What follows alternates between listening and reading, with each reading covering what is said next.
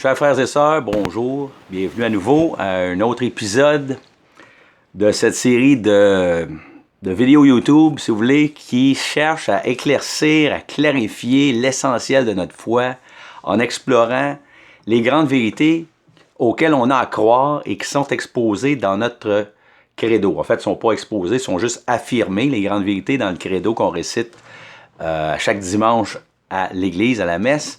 Mais rarement, ces grandes vérités du credo-là sont-elles prêchées, c'est-à-dire mises en valeur, expliquées aux fidèles, annoncées, comme de toute façon doit l'être la sainte parole de Dieu. C'est ça qui est la mission de l'Église jusqu'à la fin des temps, d'aller de par le monde entier, de prêcher la bonne nouvelle, la parole de Dieu, prêcher ce que le Seigneur, le message du Seigneur Jésus-Christ, pas juste son message, mais lui-même, il faut le prêcher. Le Seigneur Jésus-Christ, c'est le salut du monde qui se trouve en lui, rien de moins. Donc lui-même doit être prêché, parce que toute la parole de Dieu, comme je le dis tout le temps, c'est pas juste des Écritures. La parole de Dieu, c'est des Écritures, mais c'était aussi une personne qui s'est incarnée, qui s'appelle le Verbe de Dieu, qui est Jésus-Christ lui-même, notre Seigneur et Sauveur. Donc, bienvenue à tout le monde. J'enregistre cette émission, on est le lundi matin, le 14 novembre, c'est ça, oui. Alors, vous m'excuserez, j'ai pris un petit café du matin. Et j'aimerais qu'on clarifie quelque chose ici, très important, dans le credo. Toujours dans la partie, il y a beaucoup à dire. J'arrête longuement sur cette section-là. Quand on dit « Et en Jésus-Christ, nous croyons en Jésus-Christ, son Fils, notre Seigneur ». Quand on dit qu'on croit en Jésus-Christ, notre Fils, son Fils, notre Seigneur, c'est très, très important de comprendre que le Seigneur Jésus-Christ, bon, premièrement, on dit « Il est notre Seigneur ». Qu'est-ce que ça veut dire? On va y revenir un petit peu plus loin. Ce que j'aimerais plus éclairer cette fois-ci, quelque chose que vous entendez probablement, vous avez probablement jamais entendu parler en allant à l'église, vous avez probablement jamais entendu un prêtre parler de ça parce que, bon, on enseigne à peu près plus rien, vous le savez, si vous êtes comme moi un catholique pratiquant, vous avez été pratiquant pendant des années, vous avez mis le pied dans les églises, vous regardez la messe même, ne serait-ce qu'à la télévision le dimanche, comme je l'ai fait le dimanche qui vient de passer, j'avais mal au dos, je me suis blessé au dos, je ne pouvais pas aller nulle part. Et j'ai écouté la messe à l'église, puis il y a tellement rien d'annoncé que c'est tellement du vide et du vague et du vent que je me demande comment les gens font pour... En tout cas, toujours est-il que le salut se trouve en Jésus-Christ notre Seigneur. Et c'est ça que je veux stresser ici. Il n'y a de salut en aucun autre. C'est pourquoi... La seule foi qui sauve, c'est la foi chrétienne. Elle est nécessaire, absolument nécessaire et essentielle au salut de tout homme, de toute femme sur cette terre. Il n'y a pas d'autre chemin vers le salut que le chemin qui s'appelle Jésus-Christ notre Seigneur. Jésus, c'est le nom qui sauve. C'est lui. Pourquoi? Parce que c'est lui que Dieu a fait Seigneur et Christ. C'est lui qui est le Messie, le Sauveur tant attendu par l'humanité, annoncé par les prophètes. Il n'y en a pas d'autre. C'est lui qui est venu nous sauver nos péchés. Si on n'avait pas besoin d'être sauvé par Dieu lui-même, qui vient nous prendre la main et nous tirer de la boue dans laquelle on se trouve, on pourrait se sauver soi-même, mais là on pourrait dire, OK, on n'a pas besoin de Jésus, on peut se sauver soi-même. On peut faire des œuvres qui vont être tellement plaisantes à Dieu qu'il va nous sauver, il va nous accepter, il va nous accueillir dans le paradis avec lui automatiquement. Si ça c'était possible, on n'aurait pas besoin de sauveur, on n'aurait pas besoin de Messie, on n'aurait pas besoin de Christ. Le Christ, Jésus, on pourrait s'en passer. Mais non! Regardez bien. On va lire Jésus lui-même, puis après ça, on va lire ce que Pierre vient dire lors du jour de la Pentecôte, quand il est en feu avec l'Esprit Saint, puis il vient annoncer au peuple qui est rassemblé devant lui les grandes vérités, une des premières grandes vérités à croire pour être sauvé. Bon. Premièrement, on va dans Jean, chapitre 14. Et dans Jean, chapitre 14, bon, c'est un passage très célèbre, vous avez certainement, vous en souvenez, on l'a lu, on lit toute la Bible, ou presque, on en lit une grande partie, en tout cas essentielle, dans ces textes essentiels, dans la liturgie, à chaque dimanche. Donc, un catholique qui va à l'église régulièrement, il passe à travers la sainte parole de Dieu assez assidûment, à travers toutes ces expressions les plus essentielles, ces passages les plus essentiels, ces textes les plus importants. Mais celui-ci, bon, Rarement, vous allez l'entendre commenter et expliquer de la façon que je vais vous l'expliquer. Mais la façon que je vais vous l'expliquer là, aujourd'hui, c'est ça l'enseignement catholique. C'est ça que l'Église catholique croit et c'est ça qu'elle devrait prêcher. Alors, moi, je vais vous le dire. Là. OK? Dans cette vidéo-ci, moi, je ne me gêne pas pour dire les choses telles qu'elles sont, dénoncer les choses telles qu'elles sont. Vous savez, on a un problème, un grand problème, nous autres, les catholiques. J'ai remarqué ça depuis longtemps. On ne veut pas brasser, comme on dit en québécois, on ne veut pas brasser de la marde. On ne veut pas brasser le bateau. On ne veut pas qu'il y ait de faire des vagues. On sait que ces gens-là font pas leur job. On sait que ces prêtres-là, ils disent rien quand ils prêchent. On sait, mais on le dira pas, tu sais. On le dénoncera pas. On va juste prier pour eux autres. On va juste prier pour eux autres. On va juste prier pour eux autres. On va juste prier pour eux autres. Mais non, ça passe pas, ça. Je m'excuse. Il faut que le mensonge, que l'erreur, que l'obscurité, partout où elle se trouve, il ne faut pas qu'on y participe en se taisant, parce que qui ne dit mot consent à ce que ça continue tel quel. En loi, là, en droit, il y a une phrase célèbre, qui ne dit mot consent à ce que ça se perpétue. Qu'est-ce que le Seigneur nous a dit? Ne prenez aucune part aux œuvres des ténèbres, nous dit la Sainte Parole, mais plutôt dénoncez-les. Donc, partout où il y a des œuvres, des ténèbres, notre autre, c'est pas juste de dire « Ah, ben, je vais prier, je vais me fermer à trappe, je vais aller chez nous, vous fermer la porte, me mettre à genoux devant mon lit, me prier pour ces ténèbres-là que je viens d'avoir qui sont à l'œuvre dans l'Église. » Non! Il faut que tu fasses briller la lumière sur les ténèbres pour ces ténèbres-là, parce que les gens qui font des œuvres des ténèbres, là, quand t'es éclaires avec une flashlight, ils prennent peur, puis ils sautent, puis ils s'en vont en courant. Mais c'est si tu fais pas ça, si tu fais pas briller la lumière sur les ténèbres continuent leur œuvre, puis continuent d'envahir, même dans l'Église. Puis on le sait qu'ils sont entrés dans l'Église, là. Faut être fou pour pas se rendre compte que la merde dans laquelle se trouve l'Église aujourd'hui, c'est parce qu'on est resté trop longtemps silencieux devant tous les ténèbres qui commençaient à s'installer, à prendre place dans notre Église et à la saccager de fond en comble, de haut en bas. Alors, il faut absolument cesser de se taire. Moi, j'ai fini de me taire, là. Ça fait longtemps. Les gens qui me connaissent, là, il y en a une couple, ils savent que j'ai de la gueule. J'ai fini de me taire, moi. Je les dénonce. Alors, qu'est-ce que le Seigneur Jésus-Christ nous dit à propos de lui-même, à propos du salut ici? Dans Jean 14, à partir du verset 1, on va lire jusqu'au verset 6. Le Seigneur dit « Que votre cœur ne se trouble pas. Vous croyez en Dieu, croyez aussi en moi. Dans la maison de mon Père, il y a beaucoup de demeures. » Là, il est en train de parler des réalités éternelles, des réalités qui nous attendent après cette vie, les réalités qui durent. L'essentiel, c'est le ciel, comme disait Père Marcel Marie-Joseph Desmarais. L'essentiel, c'est le ciel. Il est en train de nous parler des valeurs du ciel, des choses qui demeurent, dans les demeures de son Père. Donc, dans la maison de mon Père, il y a beaucoup de demeures. Sinon, vous aurais-je dit que j'allais vous préparer le lieu où vous serez. Hein? Moi, je m'en vais, puis je vais être là, je vais vous préparer le lieu qui vous attend, le lieu de salut qui vous attend au ciel.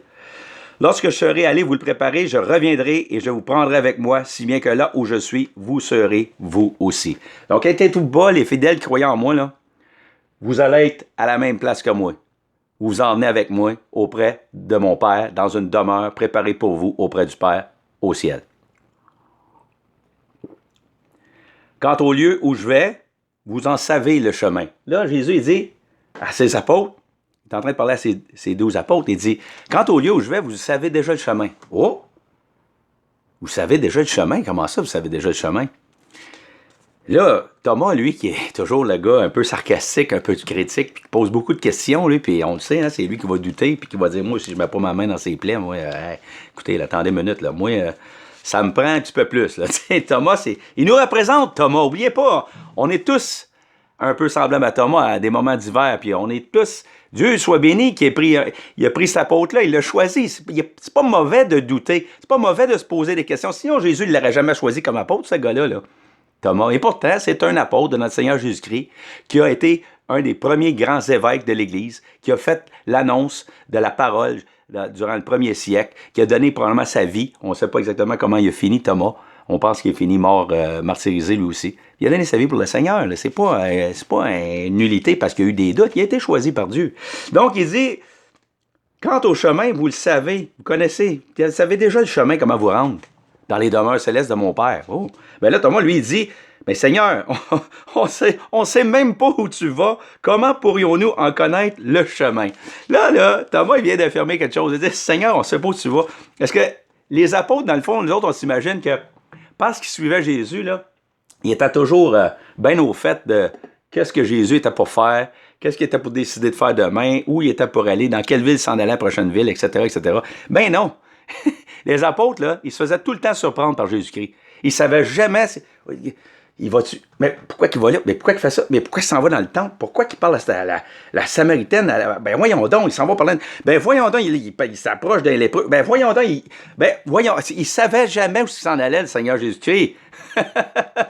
Alors, c'est pour ça que les gens qui disent aujourd'hui, là, tu sais, il y a eu il y a quelques années passées, je me souviens qu'il y a eu une mode célèbre, là, aux États-Unis, chez nos frères américains, là, ils disaient WWJD. Ça veut dire What would Jesus do? En anglais, posez-vous la question, entre autres mots, qu'est-ce que Jésus ferait dans telle ou telle situation?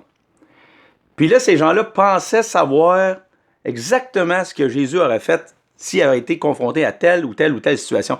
Mais même les apôtres ne savaient pas ce que Jésus était pour faire, puis où est-ce qu'il s'en allait.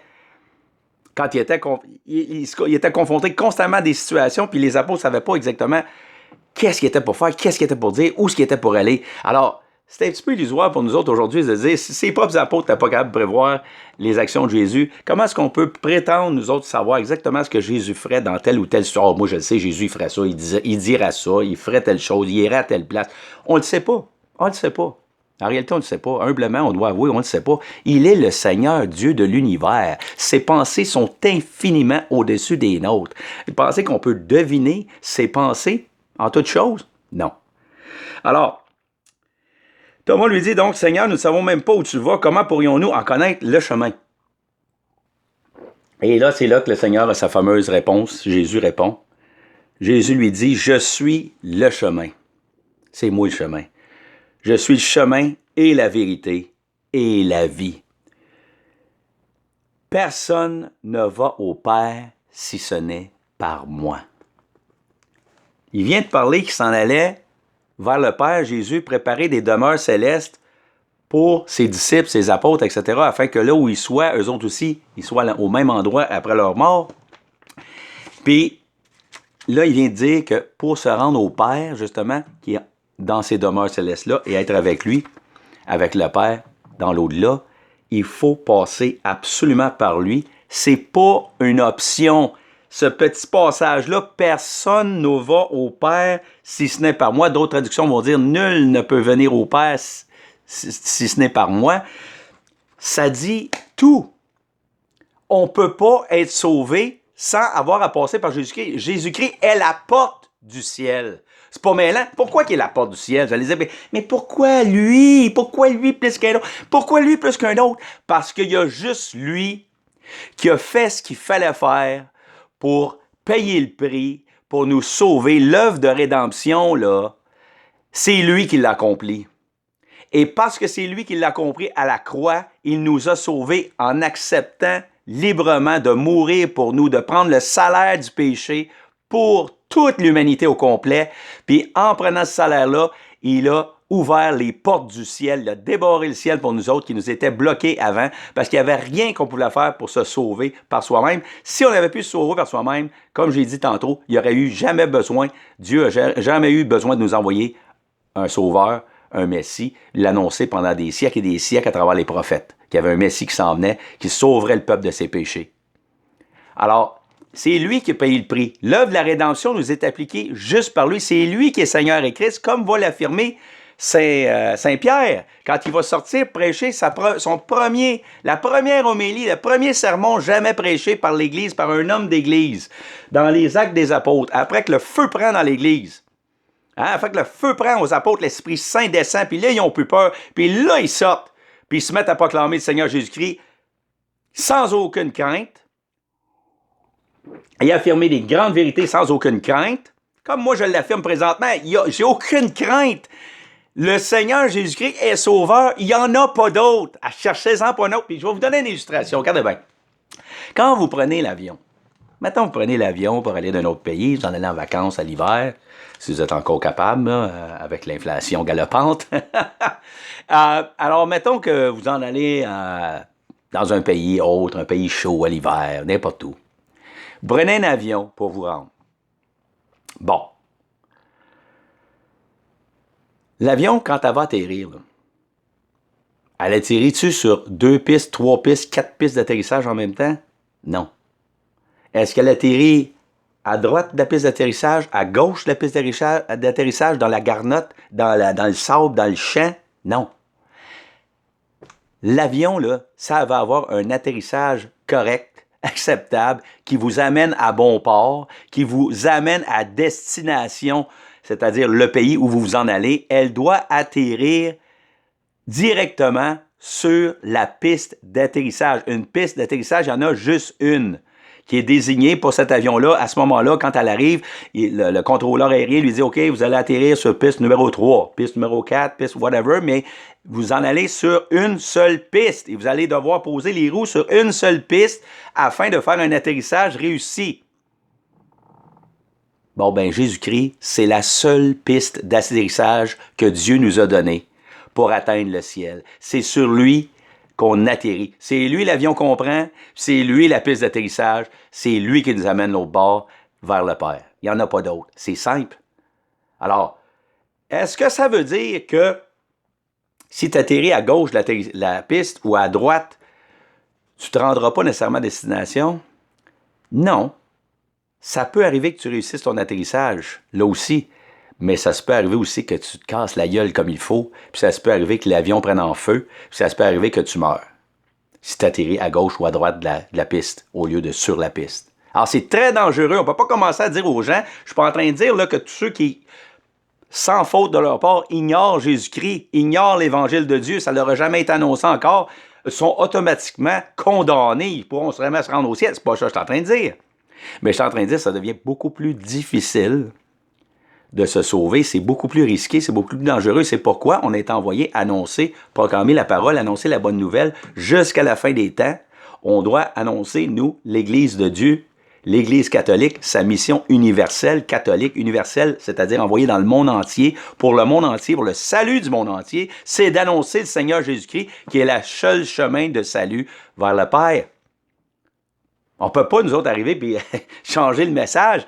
C'est ça qui est normatif pour nous. La Sainte Parole, c'est pas moi qui décide qu'est-ce que je dois croire ou pas croire, qu'est-ce que je peux laisser de côté ou pas de côté, etc. Non, c'est la parole de Dieu, la révélation divine décide ce qui est normatif pour ma foi, ce que je dois absolument croire, et je dois absolument croire qu'il n'y a pas d'autre chemin. Non, tu ne te sauveras pas en suivant Mahomet. Non, désolé mon confrère musulman, j'aurais dire, désolé mon confrère musulman ou mon compatriote musulman, tu ne te sauveras pas en suivant Mahomet. En suivant, c'est pas le chemin de salut. Mahomet n'est pas le chemin de salut parce que c'est pas lui le Christ. C'est pas lui le Seigneur et Sauveur envoyé accomplir les prophéties, sauver l'homme par la mort sur sa croix. C'est pas lui. Non, tu ne te sauveras pas en suivant la philosophie bouddhiste de Bouddha. Ça t'amènera pas à un quelconque salut humain ou whatever. Ça t'amènera pas nulle part. Ça t'amène pas auprès du Père. Ça t'amène pas auprès de Dieu. Non, c'est pas en suivant Hare Krishna et ses disciples. Ces disciples-là, c'est pas là que vous allez arriver vers le Père. C'est pas en suivant. Nommez-les, là. Nommez n'importe quel leader spirituel, religieux, populaire, là, à l'heure actuelle. Il n'y en a pas d'autre que Jésus-Christ. C'est lui, le Seigneur et Sauveur, et voici ce que Pierre va affirmer dans les Actes des Apôtres. Premièrement, il va sortir, donc, après avoir reçu l'Esprit Saint, puis que la peur s'en est allée, ils n'ont plus peur de proclamer la vérité. Pierre va élever la parole et va commencer à parler aux hommes de Judée et à tous ceux qui résident à Jérusalem, tous ceux qui sont rassemblés sur la place publique.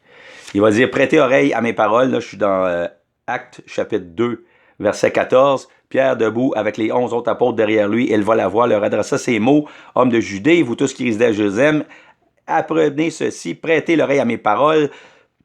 Non, ces gens ne sont pas ivres, comme vous le supposez. Ce n'est d'ailleurs que la 3e heure du jour, parce que là, à cause qu'ils se mettent à proclamer sans peur, sans abâche, les gens pensent qu'ils sont sous ces gars-là, ça n'a pas de bon sens. Mais, ils vont dire ici, un peu plus loin,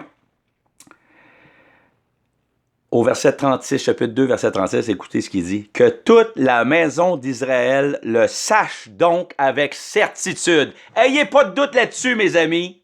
Je vais vous dire quelque chose de certain. Dieu l'a fait Seigneur et Christ, ce Jésus que vous avez crucifié. Ce Jésus-là que vous avez crucifié, pensez que vous avez crucifié, vous autres, un gars ordinaire, là, un monsieur, madame, tout le monde, là, petit Joe Blow du coin de la rue, là. Non, non, non, non. Sachez ceci avec certitude. Je vais vous dire quelque chose d'absolument certain. Vous pouvez parier votre vie là-dessus.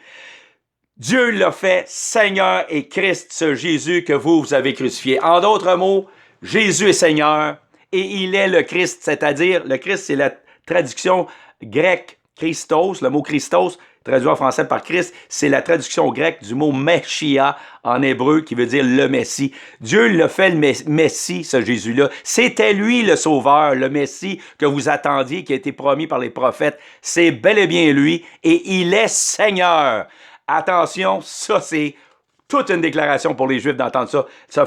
Que Jésus se fasse appeler Seigneur, on va en parler un petit peu plus tard. Je ne veux pas en parler dans cette émission-ci, mais vous allez comprendre toute la signification de ça. C'est extrêmement lourd de porter de dire Jésus est Seigneur. C'est pas dire n'importe quoi. Alors, on va en parler plus tard. Mais dans cet épisode-ci, je veux juste dire, donc là, qu'est-ce qui arrive? Ils entendent ces paroles-là, il y a un long discours avant ça, mais ça se conclut par cette parole finale-là où Jésus dit, où Pierre dit, Dieu l'a fait Seigneur et Christ, ce Jésus que vous avez crucifié. Et là, ça continue au verset 37. D'entendre cela, ils eurent le cœur transpercé. Ils dirent à Pierre et aux apôtres, « Frères, que devons-nous faire? Qu'est-ce qu'on fait? Bon, si ce que nous annonce est vrai, qu'est-ce qu'on fait? » Et Pierre répond, « Repentez-vous et que chacun de vous se fasse baptiser au nom de Jésus-Christ pour la rémission de ses péchés et vous recevrez alors le don du Saint-Esprit, car c'est pour vous qu'est la promesse, ainsi que pour vos enfants, et pour tous ceux qui sont au loin, en aussi grand nombre que le Seigneur notre Dieu les appellera. » En voulant dire, le salut, c'est jusqu'à la fin des temps, pour les nations qui sont au loin, pour tous ceux que Dieu va appeler. Jusqu'à la fin des temps, jusqu'à temps qu'il décide, c'est fini, il revient chercher son Église, il revient à la fin des temps pour juger les vivants et les morts. Donc, tout le monde doit se rependre, utiliser de repentance face à ses péchés, et se faire baptiser au nom de Jésus-Christ. Je l'ai déjà parlé, ça, le baptême au nom de Jésus-Christ. Allez pas penser, comme certains de nos confrères protestants, malheureusement, qui n'ont jamais bien compris ce passage-là. C'est triste, mais c'est comme ça. Le Seigneur Jésus-Christ a été très clair dans Matthieu, chapitre 28, où il confie le grand mandat qui doit durer jusqu'à la fin des temps à son Église, à ses apôtres qui sont là. Il leur dit, après qu'il est ressuscité et qu'il s'est montré à eux, dans l'Évangile de Matthieu, chapitre 28, « Allez de par le monde entier, faites des disciples, et baptisez-les au nom du Père et du Fils et du Saint-Esprit. » Le baptême, donc, qui est donné au nom de Jésus-Christ, en son autorité, sous son autorité de son nom, parce qu'il est Christ et Seigneur et Sauveur, c'est le baptême au nom du Père et du Fils et du Saint-Esprit. Ça, c'est la formule qui doit être employée quand on baptise. Elle est clairement énoncée dans Matthieu 28. Et elle est confiée à ses apôtres pour qu'ils fassent ça jusqu'à la fin des temps, qu'ils fassent des disciples en les baptisant, parce qu'en baptisant, tu fais un disciple du Christ, parce que le baptême opère un changement spirituel dans l'homme.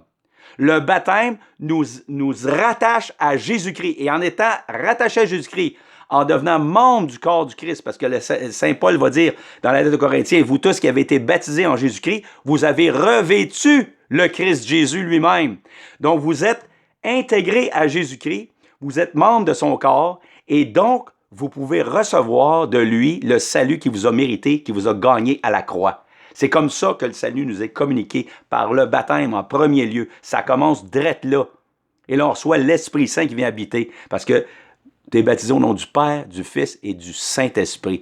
Donc, le Fils est là, Jésus est là, il est mentionné, Dieu le Fils, Dieu le Père, Dieu le Saint-Esprit. La Sainte Trinité tout entière nous habite et crie vers le Père, Abba, Père.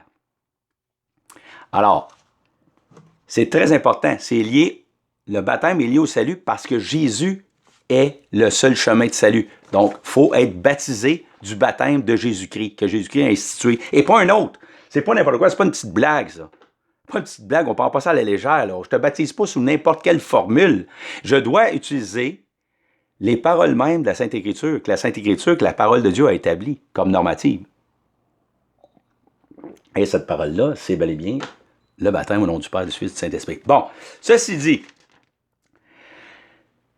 Pierre, au chapitre 3, là, il va être emprisonné parce que là, il révolte bien du monde par ce qu'il dit. Là, il vient de révolter les Juifs bien comme il faut, en disant que c'est lui le Christ, c'est lui le Seigneur, puis c'est eux qui l'ont crucifié. En plus, ils les accusent. Vous avez crucifié le Seigneur de gloire. Là, c'est ça qu'il est en train de dire, le Christ, le Seigneur Jésus. C'est pas n'importe qui vous avez crucifié. Là. Alors là, il se fait arrêter. Et il se fait arrêter aussi parce qu'il a guéri un homme qui était paralysé. Et encore une fois, en utilisant le nom du Seigneur Jésus-Christ, il va dire au nom du Seigneur Jésus-Christ, sois guéri, etc. Fait que là, ça passera pas. Ils vont passer devant le Sanhédrin. Et au chapitre 4 des Actes des Apôtres, Pierre va dire ceci. Il va dire quelque chose qui vient rejoindre ce que j'annonce depuis le début, qu'il n'y a pas de salut en aucun autre que Jésus-Christ. Il va dire au Sanhédrin, devant les chefs donc de la foi juive, chapitre 4, verset 10. « Sachez-le bien, vous tous ainsi que tout le peuple d'Israël, c'est par le nom de Jésus-Christ le Nazaréen que vous avez crucifié. » Il le rappelle encore, hein, vous l'avez crucifié ce gars-là, vous n'aviez pas d'affaire. Vous l'avez crucifié, que vous avez crucifié, et que Dieu a ressuscité des morts. On va dire, réaffirme en plus quelque chose qu'ils ne veulent pas entendre. Il est ressuscité, cet homme-là. Il n'est pas resté mort. Vous l'avez crucifié, mais il est ressuscité. Parce que la mort ne va pas le tenir, parce que c'est le sauveur. Bon, que Dieu a ressuscité des morts, c'est par son nom à lui, Jésus-Christ, et par nul autre que cet homme se présente guéri devant vous. Parce que là, il y avait le gars qui avait guéri, là, ça leur posait problème, là. C'est lui, la pierre, que vous, les bâtisseurs, avez méprisée, et qui est devenue la pierre d'angle. C'est-à-dire, la pierre d'angle, c'était la pierre fondamentale qui est autour de laquelle on bâtissait toute la maison. Et là, au verset 12, il dit « Car il n'y a pas sous le ciel d'autre nom donné aux hommes par lequel nous devions être sauvés. » Il n'y a pas d'autre nom donné aux hommes que le nom du Seigneur Jésus-Christ. C'est lui le Christ, le Seigneur, le Messie, le Sauveur. Il n'y en a pas d'autre. C'est lui l'accomplissement des prophéties, c'est lui l'accomplissement de toutes les promesses de Dieu, et c'est lui qui, par sa mort et sa résurrection d'entre les morts, nous accorde le salut, nous a obtenu, mérité pour toute l'humanité entière, le salut. C'est pas moi ici qui a mérité le salut pour qui que ce soit. C'est pas vous à l'autre bout qui écoutez ça. Vous n'avez pas mérité le salut, mais Jésus-Christ, lui, oui, parce qu'il était le Fils unique du Dieu vivant. Il était capable de nous sauver. Nous, on était sans force, incapables de sauver soi-même, mais au temps convenu, le Seigneur a envoyé son Fils, Dieu Tout-Puissant a envoyé son Fils, mourir pour nous, afin de nous obtenir le salut gratuitement. Alors là, c'est affirmé, encore une fois, très fort. Donc, il n'y a aucune différence entre la parole du Christ qui disait « Je suis le chemin, la vérité et la vie, nul ne vient au Père que par moi », et que ce que Pierre, l'Église, donc, annonce par la suite. Elle annonce quoi? Elle annonce, il n'y a pas d'autre nom sous le ciel donné aux hommes par lequel nous devions être sauvés. Il n'y en a pas d'autre. C'est Jésus-Christ. On doit annoncer que c'est Jésus-Christ le Sauveur. Il n'y a pas d'autre chemin. C'est lié directement à la célèbre phrase que vous avez peut-être déjà entendue, qui est de Saint Cyprien de Carthage, qui date des années 200 quelques après Jésus-Christ, qui disait, Saint Cyprien de Carthage, « Hors de l'Église, point de salut. » Ben oui! C'est absolument vrai, ça. Il y a eu des gens pour critiquer ça dans l'Église, des théologiens crackpots d'aujourd'hui, qui viennent nous dire « Oh non, mais ça, faut pas dire ça, hors de l'Église, pas de salut. » Ben voyons donc, tout le monde qui n'a pas entendu parler de Jésus, tous ces gens-là, ben voyons donc, hors de l'Église, pas de salut. Tout le monde qui ne sont pas catholiques, ben voyons donc, ben voyons, on peut pas dire ça. Oui, on peut dire ça. Oui, on doit dire ça. C'est même essentiel. Hors de l'Église, point de salut. Mais avant, il faut se poser la question, qu'est-ce que l'Église? C'est quoi l'Église? Parce que quand on dit le mot Église, les gens ont toutes sortes d'images mentales erronées qui leur apparaissent en tête. Les gens voient une bâtisse, un bâtiment, avec un certain nombre de bancs à l'intérieur, etc., etc. Et il y en a d'autres qui voient le Vatican à Rome, ils voient des évêques, ils voient des grosses églises magnifiques avec des œuvres d'art à l'intérieur. C'est ça qu'ils pensent quand on entend le mot Église. Ça n'a rien à voir. Ben, ça n'a rien à voir. Oui, ça a à voir, excusez-moi, là. Mais c'est pas ça l'essentiel, la signification du mot Église. Le mot Église, là, c'est une réalité spirituelle en premier lieu. C'est tous ceux qui sont membres du corps du Christ. Tous ceux qui ont été baptisés au nom du Père et du Fils et du Saint-Esprit sont devenus automatiquement membres de l'Église de Jésus-Christ, qui est l'Église catholique, qui est une réalité mystique, spirituelle, invisible en premier lieu. Elle est aussi une réalité visible en second lieu. Mais en premier, elle est une réalité invisible, c'est-à-dire que par le baptême en Jésus-Christ, par le baptême au nom du Père, du Fils et du Saint-Esprit, nous devenons membres de ce corps mystique, de cette Église-là. Et vu qu'on devient les membres du corps de Jésus-Christ, on participe à Jésus-Christ et on reçoit de Jésus-Christ ce qu'il nous a mérité, ce qu'il nous a gagné à la croix, c'est-à-dire le salut éternel. C'est ça la clé. Maintenant, comment est-ce qu'on entre dans cette Église-là? Je viens de le dire. On entre par la foi en Jésus-Christ et par le baptême en Jésus-Christ, qui est le baptême au nom du Père, du Fils et du Saint-Esprit. Combien donc de nos frères protestants sont baptisés au nom du Père, du Fils et du Saint-Esprit? Mais il y en a des milliers, des millions, des millions, des millions, des millions. C'est la grande majorité. Est-ce qu'ils sont donc, ces protestants-là, par exemple, membres de l'Église catholique? Oui, mais oui! Parce qu'il y a juste une Église qui existe en réalité dans le monde spirituel invisible, là. Jésus-Christ n'a qu'un seul corps. Combien de corps qu'il y avait sur la terre quand il est venu se promener parmi nous pendant 3 ans, Jésus-Christ? Pensez-vous qu'il y avait 3, 4, 5, 6, 10 corps? Ben non! Il y avait juste un seul corps, c'était le sien, et c'est ce corps-là qui a offert sa croix en sacrifice pour nos péchés. Il s'est laissé tuer par des scélérats en offrande totale et complète de lui-même pour notre salut. Il y avait juste un corps, et de la même façon que le Christ Seigneur avait juste un corps physique, il y a juste un corps mystique invisible, juste une seule Église mystique et invisible dont on fait tous partie. Par le baptême, au nom du Père, du Fils et du Saint-Esprit, on entre dans l'Église catholique, on fait partie de l'Église catholique fondée par Jésus-Christ. Et même les protestants, ils font partie de l'Église catholique, imparfaitement, parce qu'ils ne sont pas en communion visible avec l'Église visible, eux autres. Eux autres, au niveau visible, ils nous font des reproches, ils nous font des remontrances, ils ne sont pas d'accord avec ci, ils ne sont pas d'accord avec ça, bon, on le sait.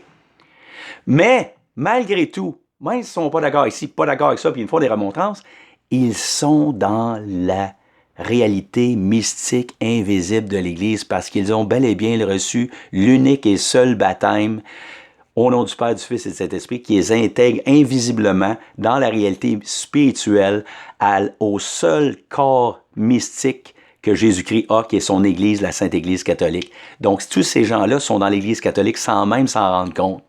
Ils pensent peut-être qu'ils sont dans l'Église luthérienne, l'Église presbytérienne, l'Église anglicane, l'Église... Non, vous êtes dans l'Église catholique. Il y a juste une Église qui existe fondamentalement dans le monde entier. Et c'est cette Église-là qui a été fondée par Jésus-Christ. Il y a un seul corps, Jésus, un seul corps physique, un seul corps spirituel, dont tout le monde est rendu plus ou moins parfaitement en communion avec par le baptême. Donc, c'est pourquoi ça devient difficile pour ceux qui sont non chrétiens. Ceux qui ne reçoivent pas le baptême au nom du Père, du Fils et du Saint-Esprit, ils sont dans le royaume des non-chrétiens jusqu'à un certain degré. OK? Ça devient plus difficile pour eux parce qu'ils n'utilisent pas le moyen établi par Jésus-Christ simplement pour être membre de son corps mystique. Donc, quand Saint Cyprien de Carthage dit « hors de l'Église, point de salut », hein, je vais vous le lire, là, je l'ai ici sur mon téléphone, la référence. Saint Cyprien va dire ceci.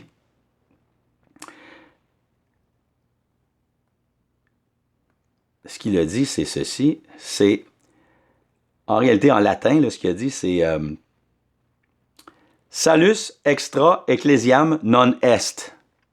Ça voudrait dire, là, textuellement, là, si on traduit ça là, en français, là, c'est le salut à l'extérieur de l'Église n'existe pas. Non est, il n'est pas. Le salut à l'extérieur de l'Église n'est pas. Pourquoi qu'il dirait quelque chose comme ça, le salut à l'extérieur de l'Église n'est pas? Parce que l'extérieur du corps du Christ, tu peux pas te sauver. T'es dans la merde. Parce que le sauveur, il y en a juste un. Il y a un seul nom qui a été donné aux hommes par lequel ils peuvent être sauvés, c'est celui du Seigneur Jésus-Christ. Il y a un seul chemin qui mène vers le Père, c'est le Seigneur Jésus-Christ. Donc, si tu n'es pas intégré à l'Église, si tu n'es pas intégré à Jésus-Christ, au corps mystique de Jésus-Christ par le baptême, et donc tu n'es pas entré dans l'Église catholique, mais tu n'es pas dans le salut. peux te le dire, tu n'es vraiment pas sur le bon chemin, tu n'es pas sur la bonne piste d'atterrissage, tu n'es pas dans le bon avion, tu n'es pas du tout sur la bonne route. Tu fais fausse route. Et la mission de l'Église, c'est de t'amener à la bonne route, celle qui mène à Jésus-Christ, qui lui va te tenir à bon port, qui va t'intégrer à l'Église, et ensuite tu vas bénéficier à travers l'intégration à l'Église de plein d'autres choses. Tu vas bénéficier techniquement de la parole et des sacrements qui vont te guider jusqu'au salut éternel. Là, je vais être obligé de poser mon vidéo, je vais faire une deuxième partie, je vais continuer. C'est juste que je suis rendu à 35 minutes, puis je sais que j'ai un temps limite, à un moment donné où mon vidéo va couper par lui-même si je parle trop longtemps. Mais je reprends tout de suite. Je vais faire une partie 2. On va continuer exactement où je suis rendu. Alors, avant de vous quitter, j'aimerais vous dire, ne vous gênez pas pour me laisser des commentaires, vous abonner, mettre un pouce en l'air, ces affaires-là.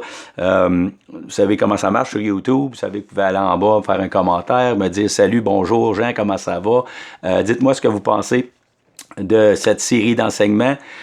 Toujours prêt à recevoir vos commentaires ou vos questions. Si vous avez une question à poser, n'hésitez pas à la mettre en bas là. Moi, je lis mes messages que j'ai en bas sur YouTube, puis je vais revenir, puis je vais répondre à vos questions si vous voulez. Alors, je reviens tout de suite. Je mets sur pause et je reviens tout de suite avec la suite. On continue.